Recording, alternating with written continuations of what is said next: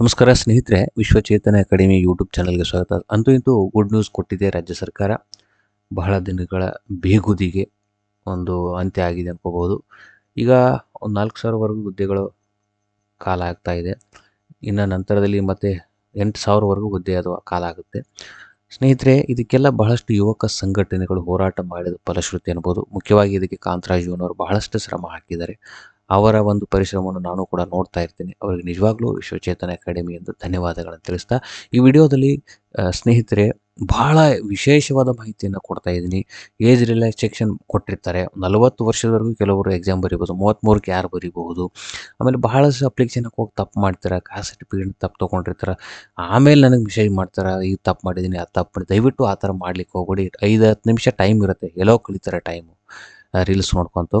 ಇದನ್ನು ನೀಟಾಗಿ ನೋಡಿ, ಗೊತ್ತಿದ್ದವರು ನೋಡಿ, ಗೊತ್ತಿಲ್ಲದವರು ನೋಡಿ. ನನಗೆಲ್ಲ ಗೊತ್ತಿದ್ದೆ ಅನ್ನೋರು ಬಹಳಷ್ಟು ಜನ ತಪ್ಪು ಮಾಡಿ ನನಗೆ ಹಿಂದಾಡಿ ಮೆಸೇಜ್ ಮಾಡಿರ್ತಾರೆ.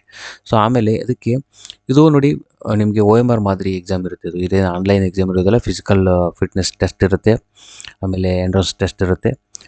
ಮೊದಲನೇದಾಗಿ ಇದಕ್ಕೆ ಒಂದು 3,395 ಹುದ್ದೆಗಳು ಇದಕ್ಕೆ ಈಗ ಕರೆದಿರೋದು. ಇದು ಕಲ್ಯಾಣ ಕರ್ನಾಟಕವಲ್ಲದ್ದು. ಇನ್ನು ಕಲ್ಯಾಣ ಕರ್ನಾಟಕ ಹುದ್ದೆಗಳು ಒಂದು 596, ಟೋಟಲ್ 3,991 ಹುದ್ದೆಗಳು, ಅಂದರೆ ಅರೌಂಡ್ 4,000 ಹುದ್ದೆಗಳು ಕಾಲಾಗಿದೆ. ಇನ್ನೂ 4,000 ಹುದ್ದೆಗಳು ಕಾಲ ಆಗುತ್ತೆ ಅನ್ನೋ ನ್ಯೂಸ್ ಇದೆ, ಆಗುತ್ತೆ. ಆಮೇಲೆ ಇದಕ್ಕೆ ಕ್ವಾಲಿಫಿಕೇಷನ್ನು ITI ಮತ್ತು PUC ಅನ್ನಬಹುದು. ಆದರೆ PUC ಅಂತೂ ಆಲ್ಮೋಸ್ಟ್ ಎಲ್ಲರೂ ಮಾಡಿರ್ತಾರೆ, ಸೈನ್ಸಲ್ಲಿ ಅದೇ ಇರಲಿ, ಆರ್ಟ್ಸ್ ಇರಲಿ, ನೋ ಇಶ್ಯೂ. ITI ಮಾಡಿದವ್ರಿಗೂ ಇಲ್ಲಿ ಅವಕಾಶ ಇದೆ. ಆದರೆ ಹೆಂಗಿರ್ಬೇಕಂದ್ರೆ ಅದಕ್ಕೂ NIOS ವತಿಯಿಂದ ಒಂದು ಭಾಷಾ ಕೋರ್ಸ್ ಇರುತ್ತೆ, ಅದನ್ನು ಪಾಸ್ ಮಾಡಿರ್ಬೇಕು ಅವರು. ಅಥವಾ ಪದವಿ ಮಂಡಳಿ ನಡೆಸುವ ಪರೀಕ್ಷೆಯಲ್ಲಿ ಒಂದು ಭಾಷೆ ಮತ್ತು ಒಂದು ವಿಷಯದಲ್ಲಿ ಉತ್ತೀರ್ಣದಲ್ಲಿ ಮಾತ್ರ PUCಗೆ ತತ್ಸಮಾನ ಅಂತ ಹೇಳಿದ್ದಾರೆ. ಇದು ನಿಮಗೆ ನೋಡಿ, NIOSನಲ್ಲಿ ಒಂದು ಸರ್ಟಿಫಿಕೇಟ್ ಭಾಷಾ ಕೋರ್ಸನ್ನು ನೀವು ಮುಗಿಸಿರಬೇಕು ಅಂತ ಹೇಳ್ತಾರೆ. ಆಮೇಲೆ ಕೊನೆಯ ದಿನಾಂಕದಂದು ನಿಗದಿತ ವಿದ್ಯಾರ್ಹತೆ ಅಂದರೆ PUCಯನ್ನು ನೀವು ಪಾಸ್ ಆಗಿರ್ಬೇಕು. ಎಕ್ಸಾಮ್ ಬರೆದಿದ್ದೀನಿ, ಇನ್ನು ನಾನು ರಿಸಲ್ಟ್ ವೇಟ್ ಮಾಡ್ತಾ ಇದ್ದೀನಿ ಅಂದರೆ ನೀವು ಅರ್ಜಿ ಹಾಕಕ್ಕೆ ಬರೋದಿಲ್ಲ. ಆಮೇಲೆ ಕನ್ನಡ ಭಾಷೆ, ಕಡ್ಡಾಯ ಕನ್ನಡ ಭಾಷೆ ಅಂತ ಅನ್ನೋದು ಇತ್ತೀಚೆಗೆ ನೀವು ಕೇಳ್ತಿರ್ಬೋದು. ಕಡ್ಡಾಯ ಕನ್ನಡ ಭಾಷೆ ಅಂದರೆ ಯಾರಿಗೆ ಕನ್ನಡ ಬರೋದಿಲ್ಲ ಅಂತಾರೆ. ಅಂದರೆ ನಿಮಗೆ SSLCವರೆಗೂ ಅಥವಾ PUCಗೆ ನೀವು ಫಸ್ಟ್ ಲ್ಯಾಂಗ್ವೇಜ್ ಅಥವಾ ಸೆಕೆಂಡ್ ಲ್ಯಾಂಗ್ವೇಜ್ ಕನ್ನಡ ಕಲ್ತಿದ್ದರೆ ನಿಮಗೇನಿದು ಕಡ್ಡಾಯ ಕನ್ನಡ ಭಾಷೆ ಪರೀಕ್ಷೆ ಅವಶ್ಯಕತೆ ಇಲ್ಲ. ಕಲ್ತಿರಲಿಲ್ಲ, ನಾವು ಕಡ್ಡಾಯ ಕನ್ನಡ ಭಾಷೆ ಈಗಾಗಲೇ ಪಾಸ್ ಆಗಿದ್ದರೂ ನಿಮಗೆ ಎಕ್ಸ್ಕ್ಯೂಸ್ ಇದೆ. ಅದು ಆಗಿರಲಿಲ್ಲ ಅಂದರೆ ನೀವು ಕಡ್ಡಾಯ ಕನ್ನಡ ಭಾಷೆಯನ್ನು ನಮ್ಮ ಮೇನ್ ಎಕ್ಸಾಮ್ ಜೊತೆ ಬರೀಬೇಕಾಗುತ್ತೆ. ಆಮೇಲೆ ಇಲ್ಲೆಲ್ಲ ಕೊಟ್ಟಿರ್ತಾನೆ ವಯೋಮಿತಿ ನೋಡಿ, ನಿಮ್ಗೆ ಹೇಳಿದ್ನಲ್ಲ 40 ವರ್ಷದವರೆಗೂ ಎಕ್ಸಾಮ್ ಬರೀಬೋದು. ಅಂದರೆ ಈಗ ಪೊಲೀಸ್ನವ್ರಿಗೆ ಮ್ಯಾಕ್ಸಿಮಮ್ ಐ ಥಿಂಕ್ 28 ಇತ್ತು ಲಾಸ್ಟ್ ಟೈಮು. ಈಗ ಸಾಮಾನ್ಯ ಅಭ್ಯರ್ಥಿಗಳಿಗೆ 33 ವರ್ಷ, 5 ವರ್ಷ ಏಜ್ ರಿಲ್ಯಾಕ್ಸೇಷನ್ ಕೊಟ್ಟಿರ್ತಾನೆ. ಯಾಕೆ ಕೊಟ್ಟಿರ್ತಾನೆ ಅಂದರೆ ಕರೋನಾ ಆಯಿತು, ನೇಮಕಾತಿ ಆಗಿಲ್ಲ, ಹಾಗೆ ಹೀಗೆ ಅಂತೇಳಿ ಭಾಳಷ್ಟು ಟೈಮ್ ವೇಸ್ಟ್ ಆಗಿತ್ತು. ಸೊ ಹೀಗಾಗಿ ಬಹಳಷ್ಟು ಯುವಕರ ಒತ್ತಡದಿಂದ ಸರ್ಕಾರ ಮಣಿದು ಅದನ್ನು ಕೋರ್ಟ್ನಿಂದ ಅಪ್ರೂವಲ್ ತೊಗೊಂಡು 5 ವರ್ಷ ಏಜ್ ರಿಲ್ಯಾಕ್ಸೇಷನ್ ಕೊಟ್ಟಿರ್ತಾರೆ. ಸಾಮಾನ್ಯ ಅಭ್ಯರ್ಥಿಗೆ 33 ವರ್ಷ ಮಾಡಿರ್ತಾನೆ. ಪರಿಶಿಷ್ಟ ಜಾತಿ, ಪರಿಶಿಷ್ಟ ಪಂಗಡ ಪ್ರವರ್ಗವನ್ನು 2A, 2B, 3A, 3B ಅಭ್ಯರ್ಥಿಗೆ 35 ವರ್ಷವರೆಗೂ ಬರೀಬೋದು. ಕರ್ನಾಟಕದ ಅರಣ್ಯ ಪ್ರದೇಶದಲ್ಲಿ ಬುಡಕಟ್ಟು ಜನಾಂಗದವರಿಗೆ 38 ವರ್ಷ. ಇನ್ನು ಸೇವಾನಿರತ ಪುರುಷ ಮತ್ತು ಮಹಿಳಾ ಅಭ್ಯರ್ಥಿಗಳಿಗೆ, ಸಾಮಾನ್ಯ ಅಭ್ಯರ್ಥಿಗಳಿಗೆ 38, ಉಳ್ಕದವರಿಗೆಲ್ಲ 40 ವರ್ಷ ಅಂತ ಕೊಟ್ಟಿರ್ತಾನೆ. ಆಮೇಲೆ ಇದಕ್ಕೊಂದು CET ಲಿಂಕ್ ಕೊಟ್ಟಿರ್ತಾನೆ ಅರ್ಜಿ ಸಲ್ಲಿಸಲಿಕ್ಕೆ. ಒಂದು ವಿಶೇಷ ಮಾಹಿತಿ ಏನಪ್ಪ ಅಂದರೆ, ಅಭ್ಯರ್ಥಿಗಳು ಹುದ್ದೆಗಳ ವರ್ಗೀಕರಣದಲ್ಲಿ ಪ್ರಕಟಿಸಿದ ಯಾವುದಾದ್ರೂ ಒಂದು ಘಟಕಕ್ಕೆ ಮಾತ್ರ ಅರ್ಜಿ ಸಲ್ಲಿಸತಕ್ಕದ್ದು. ಅಂದರೆ ಈಗ ಬೆಂಗಳೂರು ಘಟಕ, ಬೆಳಗಾವಿ ಈ ಥರ ಏನು ಮಾಡ್ತಾನಲ್ಲ, ನಂತರ ನೀವು ಬಹುಶಃ ಕೊಡ್ತಾರೆ ನಿಮಗೆಲ್ಲ ಡೀಟೇಲಾಗಿ ಸೀಟ್ ಹಂಚಿಕೆಯನ್ನು. ಅಲ್ಲಿ ಒಂದರಲ್ಲಿ ಮಾತ್ರ ಅಪ್ಲಿಕೇಶನ್ ಹಾಕ್ಬೇಕು ನೀವು. ಎಲ್ಲ ಕಡೆ ನೀವು ಆಲ್ ಓವರ್ ಕರ್ನಾಟಕ ಇದಕ್ಕೆ ಲಾಗು ಆಗೋದಿಲ್ಲ. ಅಪ್ಲಿಕೇಶನ್ ಸ್ಟಾರ್ಟ್ ಆಗೋದು 8ನೇ ತಾರೀಕು 6ನೇ ತಿಂಗಳು, ಆಮೇಲೆ ಕೊನೆ ಆಗೋದು 3ನೇ ತಾರೀಕು 7ನೇ ತಿಂಗಳು 2026. ಅರ್ಜಿ ಇಷ್ಟು ದಿನಕ್ಕವರೆಗೂ ವೇಟ್ ಮಾಡಬೇಡ್ರಪ್ಪ. ಸ್ಟಾರ್ಟ್ ಆಯ್ತು ಅಂದರೆ ಒಂದು 15 ದಿನದಾಗ ಮುಗಿಸ್ಕೊಂಬಿಡ್ರಿ. ಕೊನೆ ಹಂತಕ್ಕೆ ಹೋಗಿ ಎಕ್ಸಾಮ್ ಇದು ಹಾಕಕ್ಕೆ ಹೋಗ್ಬೇಡ್ರಿ, ಸರ್ವರ್ ಬಿಜಿ ಇರುತ್ತದು, ಹೌದಾ. ಲಾಸ್ಟು 4/7/2026 ಪೇಮೆಂಟ್ ಆಗಿರಬೇಕು. ಆಮೇಲೆ ಎಕ್ಸಾಮ್ ಪಾಸ್ ಆಯಿತು, ಫಿಸಿಕಲ್ ಫಿಟ್ನೆಸ್ಸು ಆಯಿತು, ಎಲ್ಲ ಆಯಿತು ಅಂದ್ರೂ ನಿಮಗೆ 9 ತಿಂಗಳು ಅಂದರೆ ಟ್ರೈನಿಂಗ್ ಇರುತ್ತೆ, ಅದರಲ್ಲೂ ಪಾಸ್ ಆಗ್ಬೇಕು. ಅದರಲ್ಲಿ ಪಾಸ್ ಆಗಲಿಲ್ಲ ನಿಮ್ಗೆ ಹೊರಗೆ ಹಾಕ್ತಾರೆ. ಆಮೇಲೆ 2.5 ವರ್ಷ ನಿಮಗೆ ಪ್ರೊಬೇಷನರಿ ಪೀರಿಯಡ್ ಇರುತ್ತೆ. ಆಮೇಲೆ 37,500ರಿಂದ ಪೇಮೆಂಟ್ ನಿಮ್ದು ಸ್ಟಾರ್ಟ್ ಆಗುತ್ತೆ. ಕೊನೆಗೆ 26,100ವರೆಗೂ ಅಲ್ಲಿ ಕೊಟ್ಟಿರ್ತಾನೆ. ಎಲ್ಲ ಬೇಸಿಕ್ ಏನೇನಿದೆ ಎಲ್ಲ ನೋಡ್ಕೋಬೋದು ಸ್ಟ್ರಕ್ಚರು. ಆಮೇಲೆ ಆನ್ಲೈನ್ ಫೀಸ್ ಎಷ್ಟಿದೆಯಪ್ಪ ನಿಮ್ಗೆ ಎಕ್ಸಾಮಿನೇಷನ್ಗೆ ಅಂದರೆ, ಸ್ವಲ್ಪ ಇದು ಜಾಸ್ತಿ ಆಯಿತು ಅನಿಸ್ತು ನನಗೆ, ₹750. ಅಂದರೆ ಮೊದಲೇ ಹುಡುಗರ ಹತ್ರ ದುಡ್ಡಿಲ್ಲ, ಇದನ್ನು ಕಡಿಮೆ ಮಾಡ್ಬೇಕು ಸರ್ಕಾರ, ಒಂದು ರಿಕ್ವೆಸ್ಟ್ ಇದು. ಆಮೇಲೆ 2A, 2B, 3A, 3Bಗೆ ₹750 ಇದೆ, ಉಳಿದವ್ರಿಗೆಲ್ಲ ₹500 ಇದೆ. ಲಿಖಿತ ಪರೀಕ್ಷೆ ಆಫ್ಲೈನ್ ಮಾದರಿ ಇರುತ್ತದೆ, ನೆನಪಿರಲಿ, ಆನ್ಲೈನ್ ಇರೋದಿಲ್ಲ. OMR ಮಾದರಿಯಲ್ಲಿ ಇರುತ್ತೆ. ಎಲ್ಲ ಆಲ್ಮೋಸ್ಟ್ ಜಿಲ್ಲಾ ಕೇಂದ್ರಗಳಲ್ಲಿ ನಿಮ್ಮ ಬೆಳಗಾವಿ ಇದ್ರೆ ಬೆಳಗಾವಿ ಈ ಥರ ಹಾಕಬಹುದು, ಅಥವಾ ನೀವು ಯಾವ ಆಯ್ಕೆ ಮಾಡ್ಕೊಂಡ್ರೆ ಅಲ್ಲಿ ಹಾಕ್ತಾರೇನೋ ಗೊತ್ತಿಲ್ಲ, ನೋಡೋಣ ನಂತರದಲ್ಲಿ ಬರುತ್ತದು. ಆಮೇಲೆ ಪರೀಕ್ಷೆ ಹೆಂಗಿರುತ್ತೆ ನೋಡ್ಬೋದು. ಆಲ್ಮೋಸ್ಟ್ ಸಾಮಾನ್ಯ ನಿಮಗೆಲ್ಲ ಗೊತ್ತಿದೆ, ಸಾಮಾನ್ಯ ಜ್ಞಾನ, ಭೂಗೋಳ, ಇತಿಹಾಸ ಇವೆಲ್ಲ ಓದ್ಕೊಳ್ರಿ, ಇದೇನು ನೋಟಿಫಿಕೇಶನ್ ಇರುತ್ತೆ. ಇಲ್ಲಿ ಬಹಳ ವಿಶೇಷವಾಗಿ ಕಾಸ್ಟ್ ಸರ್ಟಿಫಿಕೇಟ್ ಬಗ್ಗೆ ಅದ್ರ ಬಗ್ಗೆ ನಾನು ಹೇಳಲಿಕ್ಕೆ ಇಷ್ಟಪಡ್ತಾ ಇದ್ದೀನಿ. ಇಲ್ಲಿ 5 ನೆಗೆಟಿವ್ ಮಾರ್ಕ್ಸ್ ಇರುತ್ತೆ. ಆಮೇಲೆ ಒಂದು ವಿಶೇಷವಾದ ಇಲ್ಲಿ OMR ಅಲ್ಲಿ ಫಸ್ಟ್ ಟೈಮ್ ಇಂಟ್ರೊಡ್ಯೂಸ್ ಮಾಡ್ತಾ ಇದ್ದಾರೆ ಅನ್ಕೊಂತೀನಿ. ಈ ಹಿಂದೆ ಕೆಲವೊಂದು ಮಾಡಿದ್ದಾರೆ, ಈಗ ಎಕ್ಸಾಮ್ ಕ್ಯಾನ್ಸಲ್ ಆಗಿ ಅವೆಲ್ಲ ಹೋಗಿದ್ದಾವೆ. 5ನೇ ಒಂದು 4 ಆಪ್ಷನ್ಸ್ ಕೊಡ್ತಿದ್ರು, ಈಗ 5ನೇ ಆಪ್ಷನ್ ಒಂದು ಕೊಟ್ಟಿದ್ದಾರೆ. 5ನೇ ಆಪ್ಷನ್ ಏನು ಅಂದರೆ, ನೀವು ಆನ್ಸರೇ ನಿಮ್ಗೆ ಗೊತ್ತಿಲ್ಲ ಅಂದರೆ ಖಾಲಿ ಬಿಟ್ಟು ಬರೋಕ್ಕಿಲ್ಲ, 5ನೇ ಆಪ್ಷನನ್ನು ನೀವು ಫಿಲ್ ಮಾಡಲೇಬೇಕು. ಅದಕ್ಕಂತೇಳಿ ನಿಮ್ಗೆ 5 ನಿಮಿಷ ಎಕ್ಸ್ಟ್ರಾ ಕೊಡ್ತಾ ಇದ್ದಾರೆ. 5 ನಿಮಿಷಗಳು ನೀಡಲಾಗುವುದು. ಯಾವುದೇ ಆಯ್ಕೆಯನ್ನು ಅಥವಾ ವೃತ್ತವನ್ನು ಮಾಡಿಲ್ಲದಿದ್ದರೆ ಪ್ರತಿ ಪ್ರಶ್ನೆಗೆ 5 ಅಂಕಗಳನ್ನು ಮತ್ತೆ ಕಟ್ ಮಾಡ್ತಾರೆ, ಅಂದರೆ ನೆಗೆಟಿವ್ ಮಾಡ್ದಂಗೆ. ಅದು ನೀವು ಬಿಟ್ಟು ಬರೋಂಗಿಲ್ಲ ನೋಡ್ರಿ, ಟಚ್ ಮಾಡಬೇಕು. ಗೊತ್ತಿಲ್ಲಪ್ಪ ಅಂದರೆ 5ನೇ ಆಪ್ಷನ್ಗೆ ಕ್ಲಿಕ್ ಮಾಡಬೇಕು. ಲಿಖಿತ ಪರೀಕ್ಷೆಯಲ್ಲಿ ಪಾಸ್ ಆದವನು 1:5 ಅಡಿಯಲ್ಲಿ ಒಂದು ಸೀಟಿಗೆ 5 ಜನರನ್ನು ಫಿಸಿಕಲ್ಗೆ ಕರೀತಾನೆ, ಫಿಸಿಕಲ್ ಎಕ್ಸಾಮ್ ನಡೆಸ್ತಾನೆ. ಆಮೇಲೆ ದೇಹದಾರ್ಢ್ಯತೆ ಇವೆಲ್ಲ ನೀವು ಡ್ರೈವಿಂಗ್ ಲೈಸೆನ್ಸು ID ಎಲ್ಲ ಒಯ್ಯಬೇಕಪ್ಪ, ನಿಮ್ಗೊಂದು ಅದಕ್ಕೊಂದು ಹಾಲ್ ಟಿಕೆಟ್ ಕೊಡ್ತಾನೆ.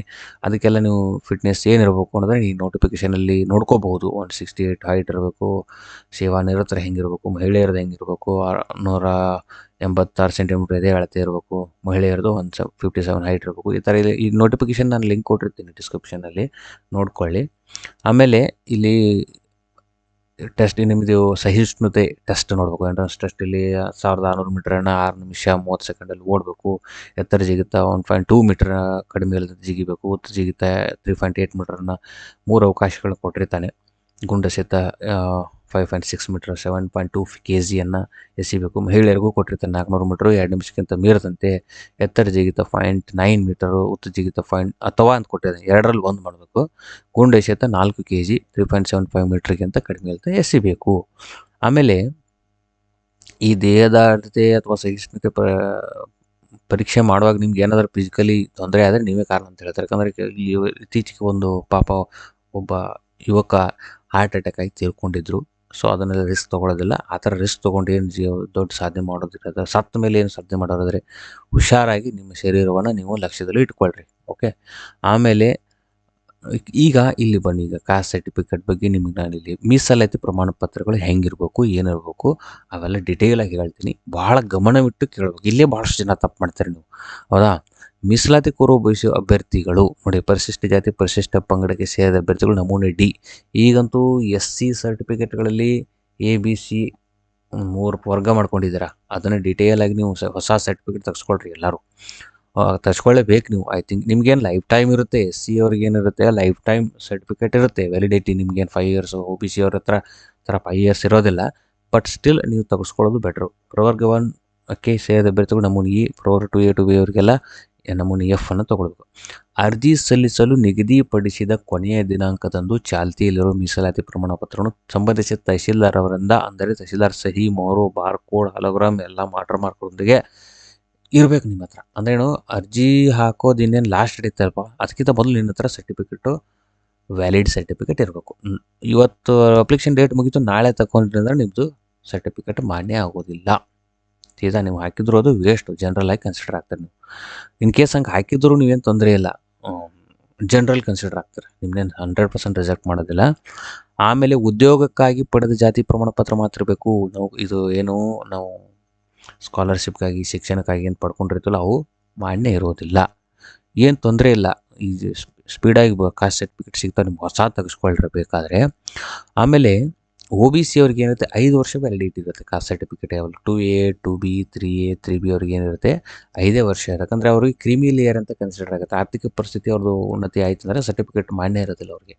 SC ಅವ್ರಿಗೆ ಹಂಗಿರೋದಿಲ್ಲ, ಏನಿರುತ್ತೆ ಲೈಫ್ ಲಾಂಗ್ ಇರುತ್ತೆ ಅವ್ರಿಗೆ SC ST ಅವ್ರಿಗೆ. ಸೊ ಹೀಗಾಗಿ ಅವ್ರಿಗೆ ಒಂದು ಸಲ ತೆಗೆಸಿದ್ರೆ ಲೈಫ್ ಲಾಂಗ್ ಬರುತ್ತೆ. ಆದರೆ ಇತ್ತೀಚೆಗೆ ಅವ್ರದ್ದು ನೇಮಕಾತಿಯಲ್ಲಿ ಒಳ ಮೀಸಲಾತಿ ಆಯ್ತಲ್ಲ, ಅವ್ರದ್ದು ಎಲ್ಲ ಸರ್ಟಿಫಿಕೇಟು ಹೊಸ ತೆಗೆಸ್ಕೊಳ್ಳೋದು, ನಿಮ್ಗೆ ಹೊಸ ಸರ್ಟಿಫಿಕೇಟ್ ಕೊಡ್ತಾರೆ ಅನ್ಕೊತೀನಿ, ತೆಗೆಸ್ಕೊಳ್ರಿ. ಇಲ್ಲ ಅಂದರೆ ನಿಮ್ದು ಹಳೆ ಕೊಡ್ತಾ ಇಲ್ಲ ಇಲಾಖೆಯವ್ರು ಅಂದರೆ ನಿಮ್ದು ಹಳೇದು ಇಟ್ಕೊಳ್ರಿ, ನನ್ನ ಅಭಿಪ್ರಾಯ. ಆಮೇಲೆ ಉದ್ಯೋಗಕ್ಕಾಗಿ ಪಡೆದದ್ದು ಮಾತ್ರ ಅಭ್ಯರ್ಥಿಗಳು ಅವರ ಇನ್ನೊಂದು, ಈಗ ಕೆಲವರು ಮದುವೆ ಆಗಿರ್ತಾರೆ. ಮದುವೆ ಆದಾಗ ಗಂಡನ ಹೆಸರಿನಿಂದ ಅವ್ರಿಗೆ ಸರ್ಟಿಫಿಕೇಟು ಆಧಾರ್ ಕಾರ್ಡ್ ಎಲ್ಲ ಬರ್ತಾ ಇರುತ್ತಲ್ಲ, ಹಿಂದುಳಿದ ವರ್ಗ 2A 2B 3AB ಇವರಿಗೆಲ್ಲ ವಿವಾಹಿತ ಮಹಿಳಾ ಅಭ್ಯರ್ಥಿಗಳು ಅವರ ಪತಿಯ ಹೆಸರಿನೊಂದಿಗೆ ಜಾರಿಯಾದ ಜಾತಿ ಮತ್ತು ಆದಾಯ ಪ್ರಮಾಣ ಪತ್ರವನ್ನು ಅರ್ಜಿ ಸಲ್ಲಿಸಲು ನಿಗದಿಪಡಿಸಿದ ದಿನಾಂಕಗಳಿಗೆ ತೆಗೆದಿಟ್ಟುಕೊಂಡಿರಬೇಕು. ಆಮೇಲೆ ನೇಮಕಾತಿಯಲ್ಲಿ ಮಾಜಿ ಸೈನಿಕರಿಗೆ 10% ರಿಸರ್ವೇಷನ್ ಇದೆ. ಓಕೆ, ಗ್ರಾಮೀಣ ಅಭ್ಯರ್ಥಿ 1ರಿಂದ 10ನೇ ತರಗತಿವರೆಗೂ 1ರಿಂದ 10ನೇ ತರಗತಿವರೆಗೂ ನೀವು ಒಂದೇ ವರ್ಷ ಬೇರೆ ಕಡೆ ಕಲ್ತರೂ ನಡೆಯೋದಿಲ್ಲ. 1ರಿಂದ 10 ವರ್ಷ ನೀವು ಗ್ರಾಮೀಣ ಅಭ್ಯರ್ಥಿ ಒಂದು ಗ್ರಾಮೀಣದಲ್ಲೇ ಕಲ್ತಿರ್ಬೇಕು. ಕನ್ನಡ ಮೀಡಿಯಮ್ ಅದೇ ಥರ ಇರುತ್ತೆ, ಅದಕ್ಕೂ ನಮೂನೆಗಳಿರ್ತವೆ, ಅದನ್ನು ತೆಗೆಸಿಟ್ಕೊಡೋದು ಲೈಫ್ ಲಾಂಗ್ ಇರುತ್ತೆ. ಒಂದು ಸಲ ತೆಗೆಸಿದ್ರೆ ಲೈಫ್ ಲಾಂಗ್ ಇರುತ್ತೆ, ಲೈಫ್ ಟೈಮ್ ಇರುತ್ತೆ. ಓಕೆ, ಇನ್ನು ಬಾಕಿ ಏನಾದರೂ ನಿಮಗೆ ಡೌಟ್ಸ್ ಇದ್ದರೆ ದಯವಿಟ್ಟು ಕೇಳಬಹುದು. ಹೆಚ್ಚಿನ ಮಾಹಿತಿಗೆ ಕಮೆಂಟ್ ಬಾಕ್ಸಲ್ಲಿ ಈ ರೀತಿ ನೋಡಿ, SCಯಲ್ಲಿ ಹೆಂಗಾಗಿದೆ, category A, category B, category C ಅಂತ ಮಾಡಿದೆ. ಶೆಡ್ಯೂಲ್ಡ್ ಟ್ರೈಬಿನ ಅದೇ ಥರ ಇದೆ. ಬಾಕಿ ಎಲ್ಲ ಮಾಜಿ ಸೈನಿಕರು, ಗ್ರಾಮೀಣ PDP, ಆಮೇಲೆ ವುಮೆನ್ನು ಇವೆಲ್ಲ ಸರ್ಟಿಫಿಕೇಟು ನೋಡಿ, ಎಲ್ಲ ರಿಸರ್ವೇಷನ್ಗಳು ಇವೆಲ್ಲ ಮೇನ್ ಕ್ಯಾಂಡಿಡೇಟು. ಅಂದರೆ ಇಲ್ಲಿ ಇನ್ನೊಂದು ನಿಮಗೆ PDP ಅಂತ ಹೇಳ್ದಲ್ಲ, ನಿರಾಶ್ರಿತರದು, ಯೋಜನಾ ನಿರಾಶ್ರಿತರದ್ದು ನೋಡಿರಿ. 25 ವರ್ಷಕ್ಕಿಂತ ಮುನ್ನ ನಿರಾಶ್ರಿತರಾದ ಕುಟುಂಬ ಅಭ್ಯರ್ಥಿಗೆ ಮೀಸಲಾತಿ ಅನ್ವಯವಾಗುವುದಿಲ್ಲ. 25 ವರ್ಷದ ಹಿಂದೆ ನಿಮ್ಮ ನಿರಾಶ್ರಿತರಾಗಿತ್ತು ಈ ಸರ್ಟಿಫಿಕೇಟ್ ಅಂದರೆ ಅದು ನಡೆಯೋದಿಲ್ಲ. ರೀಸೆಂಟಾಗಿ ಆಗಿದ್ದು 25 ಒಳಗಡೆ ಇದ್ದಿರೋದು ನಿರಾಶ್ರಿತರಾಗಿದ್ದರೆ ನಿಮಗೆ ಅದು ನಡೆಯುತ್ತೆ. ಓಕೆ ಸ್ನೇಹಿತರೆ, ಆಲ್ ದಿ ಬೆಸ್ಟ್. ಓದ್ಕೊಳ್ಳಿ ಚೆನ್ನಾಗಿ. ಇನ್ನೇನು ಭಾಳಷ್ಟು ದಿನ ಇಲ್ಲ, ಎಕ್ಸಾಮಿನೇಷನ್ನು ಹತ್ತಿರ ಇದೆ ಅನ್ಕೊಂಡ್ರೆ ಒಂದು 2 ತಿಂಗಳು ಇರ್ಬೋದು. ಆಗಸ್ಟಲ್ಲಿ ಎಕ್ಸಾಮಿನೇಷನ್ ಆಗೋ ಚಾನ್ಸಸ್ ಇದೆ. ಸೊ ಆಲ್ ದಿ ಬೆಸ್ಟ್ ಎಲ್ಲರಿಗೂ. ಏನಾದರೂ ಡೌಟ್ ಇದ್ದರೆ ಕಮೆಂಟ್ ಬಾಕ್ಸಲ್ಲಿ ತಿಳಿಸಿ, ನಾವು ಅದನ್ನು ಸಾಲ್ವ್ ಮಾಡೋಕ್ಕೆ ಪ್ರಯತ್ನ ಮಾಡ್ತೀವಿ. Thank you.